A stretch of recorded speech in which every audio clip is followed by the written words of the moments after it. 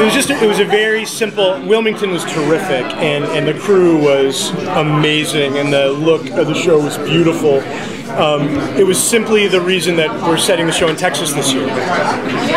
And we were, and almost the entire first half of the season at least, and maybe beyond that, is in Texas. And so we started looking around and we said, maybe we should shoot in Texas.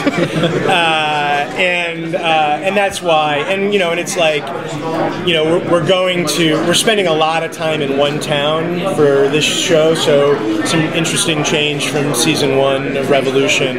It's Rachel's hometown. Her father, played by Stephen Collins, is a new recurring character this year. Charlie's grandfather. He's awesome, by the way. Like you know, and he's so cool. And like you will forget Seventh Heaven. There's a headline because like he's gritty and grouchy and he's awesome. I'm really you guys are gonna get blown away by Stephen Collins, I swear. And so, but we wanted like that small town Texas look and the Texas landscape, so that's why we moved. I mean, there's a lot of new recurring characters, but you know, there's this bounty hunter named Adam who Charlie gets tangled up with, who's, you know, real smart ass, very cool. Matt Ross, the guy from Big Love, you remember? And he plays this warlord where we have these amazing multi-ethnic war clans that are like just total savage, like our world's version of barbarians. And this guy Matt Ross plays this character Titus, who is the warlord, and his backstory was he was headmaster of a boys' school when the blackout happened, and he was left with 200 boys 1,000 miles from their home, but he was like a dark motherfucker, and he just raised them Lord of the Flies style, and our heroes are up against that, and then there's, you know, we bring up these guys from Cuba, these patriots, who we quickly realize, even though they're wearing this kind of American mask, like they are not the America we know and love. Something very twisted happened in Guantanamo Bay over the last 15 years, and they're all kind of like Randall, but worse and smarter and more insidious. And so there's like their agents. We start to meet some of their characters. So there's that, and then all the returning characters are back, of course, who are still alive, the ones that are still alive. And so I know it's a really wider and more interesting canvas in season 2. Believe me, no one is harder on season 1 than me. I agree with you. I think we had a roller coaster of a season 1 that was actually a real roller coaster for me emotionally. It was without a doubt it was certainly the hardest year of my professional life, and maybe the hardest year of my life. Like, it was so insane trying to figure out the show, and I think it did take us a minute, because the first half was find Danny, and then we were in the middle of that when we realized, we're like, holy shit, that story's not going to sustain, and we're like, we got to find another story, we got to move on. And then we started accelerating our story to all the war, and then there was so much power in the show. And I was watching the last group of episodes, I'm like, there's a lot of power in the show without power. Like once the drones were flying, I'm like, we're flying around, and I was watching that episode, I'm like, who am I? And what are we doing? And so I really needed, so I took everything I learned about season 1, which was, we have a much more interesting, complicated, not indecipherable, but like an unfolding, twisty mystery that we know we can sustain for the season. So like, we're not going to rush, we're not going to bump, we can maintain it with a really nice, authoritative, interesting pace, but go back to the basics of what makes the show good, which is it's dangerous and neo-primitive, and everyone should be sweaty and grimy and not look like they stepped out of an Noxzema commercial. And so we can maintain like what was great, and swords, and not everyone shooting machine guns at each other, and drones, and all that can go away. And so we can return to the basics of what made the show so interesting for me, which was it was swashbuckling and fun. with a more interesting storyline that isn't simply about, hey, do we flip a light switch off for them? Because for me, the show's never about, should we just turn the power on? And this season it's about conspiracies and the soul of America and God and fate and destiny. And our heroes, when they dicked around at the tower, they changed the laws of physics. And so what did they do? And so there's like a much more interesting series of questions that we're asking this year versus last year, which was, should we fight an army and should we turn the power on? And so we needed better questions.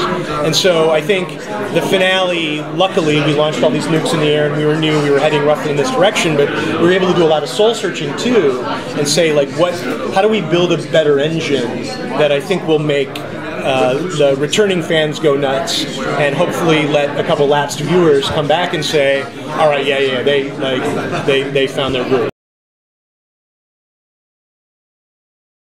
Really good, and it's totally my MO. And if anyone knows the way I run a show or how I run Supernatural, it's like I'll answer the questions. And for me, even all the mysteries and conspiracies we're talking about this year, like the answers start coming and they start unfolding. But they're just interesting and they tease out, and each one leads to a new series of questions. And so I don't like things dangling. I like stories that move for 3 or 4 episodes, then you answer it, then you go somewhere else, then you answer it, and you just need a structure that can maintain over 22 episodes.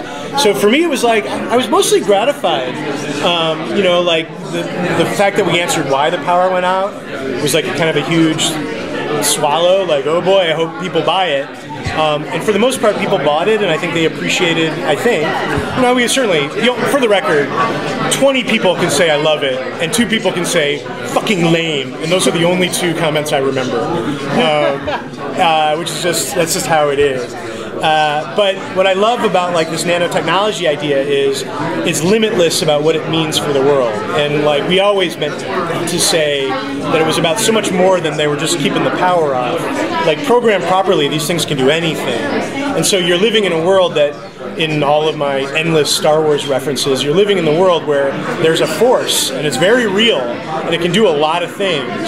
And so again, to push past whether or not it was just about power to what can this shit do and what happened in the tower and how did we change them and now what are they doing, it becomes a new interesting mystery. So it's just a good example of showrunners shouldn't be afraid to answer questions because they usually lead to more interesting story.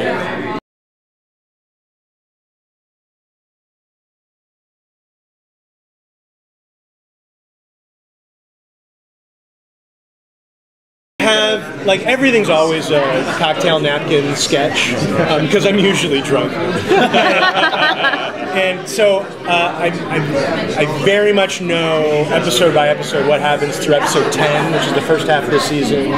We have like a lot of direction and storyline about what happens in the second half. But you never want to. The secret is you never actually want to fill it in too much because you need to leave room for it to be surprised. Because a writer will come up with a great idea, and so for me it's like how I ran every season of Supernatural and how I run this show, which is like you want a roadmap. You want to you start in LA, you want to go through St. Louis, you want to hit Chicago, and you want to end up in New York. But how you get there and the routes you might take, you don't know.